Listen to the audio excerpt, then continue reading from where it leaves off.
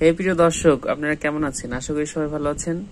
আচ্ছা, যাই হোক, আমরা সূচকের প্রয়োগ অঙ্কগুলো করতেছিলাম। আমরা ধারাবাহিকভাবে এই অধ্যায়ের অঙ্কগুলো করব, আমরা কমিটমেন্ট দিয়েছি। এই অধ্যায় না, শুধু আমরা নবম দশম শ্রেণীর গণিত বই সম্পূর্ণটাই এভাবে কভার করব। প্রত্যেকটা অঙ্ক আপনাদের স্টেপ বাই স্টেপ বুঝিয়ে করিয়ে আমরা এখানে এই বইটা সম্পূর্ণ কভার করব। তার আগে বলে রাখি যে যারা এসএসসি পরীক্ষা দিবেন 26 সালে, তাদের যে অধ্যায়গুলো সিলেক্ট করা আছে এসএসসি 26-এ, সেই অধ্যায়গুলো আমরা আগে শেষ করব। যদিও এটা সূচকটা তাদের নেই, কিন্তু এটা করতেছি কেন, এদের এই সূচক থেকে অনেক যারা আমাদের ভিডিওগুলো দেখেন তাদের মধ্যে অনেকেই চাকরিজীবী হতে চায়, অর্থাৎ সরকারি চাকরি পরীক্ষাগুলো দেয়। সরকারি চাকরি পরীক্ষাগুলোতে মূলত এই সূচক থেকে অনেক অঙ্ক আসে, যেগুলোতে তারা ভুল করে। এই কারণেই এই অধ্যায়টা আমি বেছে নিয়েছি, কারণ আমিও একজন পরীক্ষার্থী, মানে চাকরি প্রস্তুতি নিচ্ছি। তো যে কারণে দেখি যে আমি যেগুলোতে ফেস করি যে এগুলা ভুল করে, তা বোঝা তো যায় যে বেকার সমাজ যারা আছে তাদের এই টপিকগুলোতে অনেক সমস্যা হয়। যারা পরীক্ষা দেয় অনবরত, প্রতিনিয়োগ পরীক্ষাগুলো দিয়ে থাকে, বিভিন্ন চাকরি পরীক্ষা, তারা এই টপিকগুলোতে অনেকেই আছে যারা খুব সমস্যা ফেস করে, এইটা বোঝা যায়। যার কারণে এই টপিকটা আমি নিয়েছি, যে সূচকটা শেষ হইলে আমরা 26 সালে যে টপিক অ্যাড করে দিয়েছে এসএসসি তে, সেই টপিকগুলো আগে শেষ করব। তারপর আমরা পুরো বই স্টেপ বাই স্টেপ বুঝিয়ে দেব। পুরো বইয়ের যে অধ্যায়গুলোর অঙ্ক স্টেপ বাই স্টেপ আমরা বুঝাবো। যাই হোক, অনেক কথা বলে ফেললাম, চলুন আমরা অঙ্ক শুরু করি। এখানে একটা অঙ্ক দিয়েছে যে a⁴x = b, b⁴y = c, z⁴z = a, c⁴z = a হয়, তবে দেখাও যে x, y, z = 1।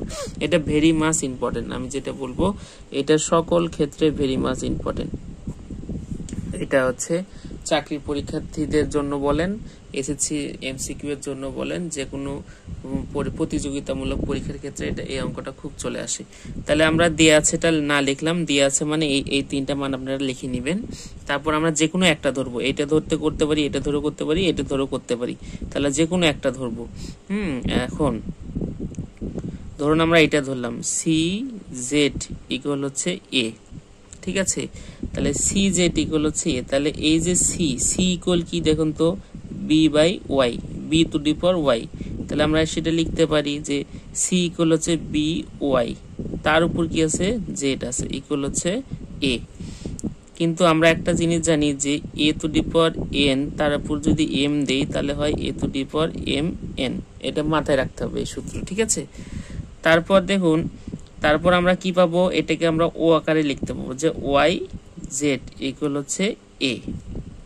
তারপর দেখুন B = কি দেওয়া আছে, B = AX, তাহলে আমরা এখানে বসে দিতে পারবো যে AX⁴YZ = A।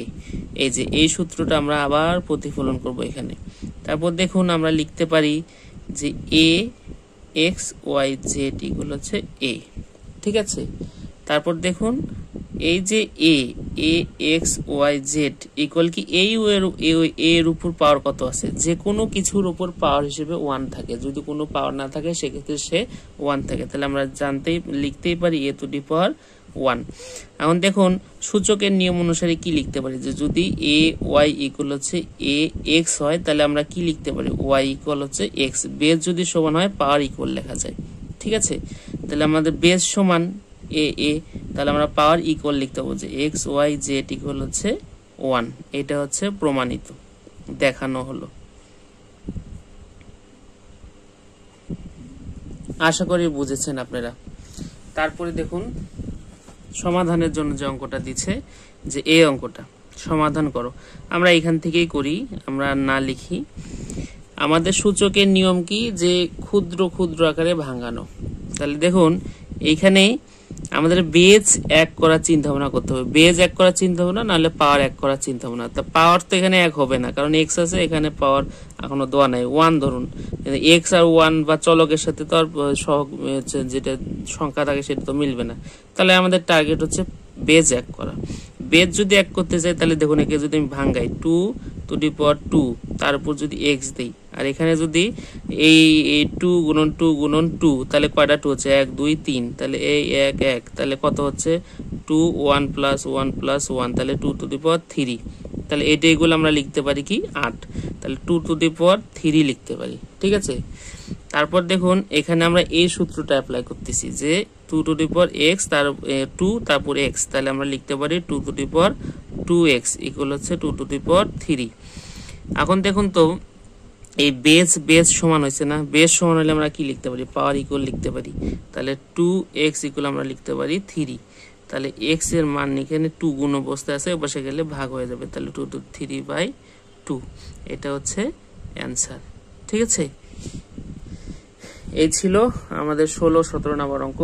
এটা খুবই ইম্পর্টেন্ট অঙ্ক দুইটাই, আপনারা অবশ্যই অঙ্কগুলো ভালো করে দেখে অঙ্কগুলো করবেন।